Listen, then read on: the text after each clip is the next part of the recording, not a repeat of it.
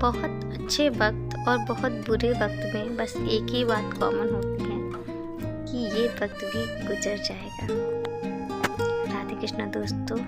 तो सही बात है, कोई भी टाइम परमानेंट के लिए नहीं होता। शाम को अव्या को वॉकिंग कराने के साथ मैंने अपनी ज्योग्राफी स्टार्ट कर दी है। हिस्ट्री मेरी कंप्लीट हो गई थी, मैं ज्योग्राफी का दोबारा रिवीजन कर रही हूँ। और उसके बाद हम लोग आ गए थे। मैं 1 घंटे पार्क में रुकी, फिर मैं आ गई अपने घर और अप्पू को मैंने खाना खिलाना स्टार्ट कर दिया। और उसको खाना खिलाने में आप लोग को पता है कि बहुत टाइम लगता है, कम से कम 1 घंटे से थोड़ा बहुत कम लगता होगा। और अप्पू ने कल कर दी थी सुसु बिस्तर पे। वैसे वो करती नहीं है, लेकिन कल उसने सुसु कर दी तो मुझे ना बेडशीट वैसे भी धुल रही थी। फिर मैंने कल बेडशीट धुली तो मैं वही रात में फैला रही थी। मैंने शाम को बेडशीट धुली थी और वो डायपर नहीं पहनती है, दिन में भी नहीं पहनाती हूँ, मैं रात में भी उसको नहीं पहनाती हूँ। सुसु के लिए बता देती है, बट बच्चे ही हैं, कोई बात नहीं। और फिर मैंने काम अपना ख़त्म किया, किचन का काम को मैं क्योंकि मुझे लग रहा है कि मुझे थोड़ा पढ़ पाऊँ। तो मुझे लगता है मैं उसको 10 बजे तक हर हाल में सुला दूँ ताकि मैं 10 बजे अपनी पढ़ाई कर पाऊँ। और मैंने उसको सुला दिया था, मैं बैठ गई पढ़ने के लिए 10 बजे से। तो मैं आपको बताती हूँ, मैंने इस समय कोई भी कोर्स परचेज़ नहीं कर रखा है, क्योंकि मुझे लगता है जो हाउस वाइफ हैं और जो मदर हैं उनके पास इतना टाइम नहीं है कि वो क्लास कर पाएंगी 8-8 घंटे बैठकर और नोट्स बना पाएंगी अब थ्योरी के बाकायदा। मेरे साथ तो ऐसा ही है, क्योंकि मैंने सुपर टेट का एक बैच ले रखा है चंद्रा का, तो मुझे उसको खोलने का टाइम तक नहीं मिलता है। तो इसलिए मैंने कोई कोर्स नहीं परचेज़ किया। मुझे लगता है इतना कुछ मटेरियल है ना यूट्यूब पे, और हमारे पास हार्ड फॉर्म में मटेरियल होगा, तो अगर हम उसको ही पढ़ लेंगे तो अच्छे से पढ़ लेंगे तो उतना ही सफिशिएंट होगा।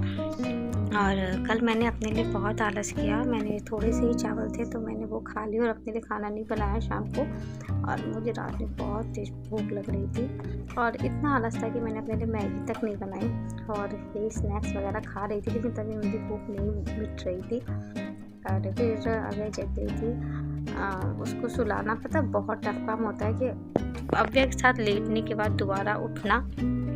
और 2 घंटे मैंने मैथ्स लगा दी थी। मैथ्स में मैंने बीपीएससी में जो फर्स्ट और 2 हुआ है ना, उसके क्वेश्चंस लगाए हैं, मॉक टेस्ट लगाया मैंने राजेश सर का, और मुझे काफ़ी अच्छा लगा।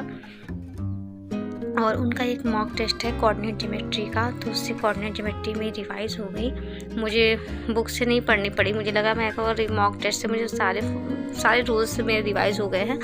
और अब बैठती हूँ मैं साइंस रिवाइज करने के लिए। कल मैंने नोट्स बनाए थे, तो अभी टाइम है। मतलब हर चीज़ इग्नोर करो, कोई क्या कह रहा है क्या नहीं कर रहा है, काम बिक रहा है नहीं बिक रहा है, सिर्फ अपनी पढ़ाई पे फोकस करो, क्योंकि 1 ही महीना है। 1 मंथ के बाद आपको पूरा टाइम मिलेगा सबको टाइम देने के लिए, बट ये एग्ज़ाम दोबारा नहीं आएगा। तो सिर्फ अपनी पढ़ाई पे फोकस करिए। मेरा बच्चा है और मैं तभी 5 से 6 घंटे पढ़ लेती हूँ। 6 घंटे नहीं कहूँगी, 5 आवर्स कहूँगी।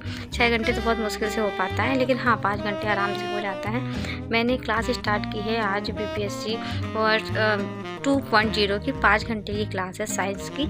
तो 5 घंटे तो मैं आज कंप्लीट नहीं कर पाऊँगी, लेकिन हाँ इसको 2 दिन में मैं कंप्लीट करूँगी।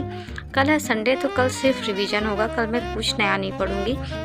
मैंने सोचा है संडे को मैंने जितना भी पढ़ा है कोशिश करूँगी मैं वो सब रिवाइज़ कर पाऊँ।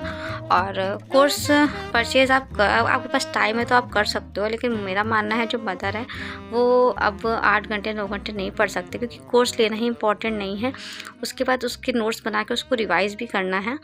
तो मैंने तो कोर्स नहीं ले रखा है, क्योंकि मेरे पास अभी इतना टाइम नहीं है कि मैं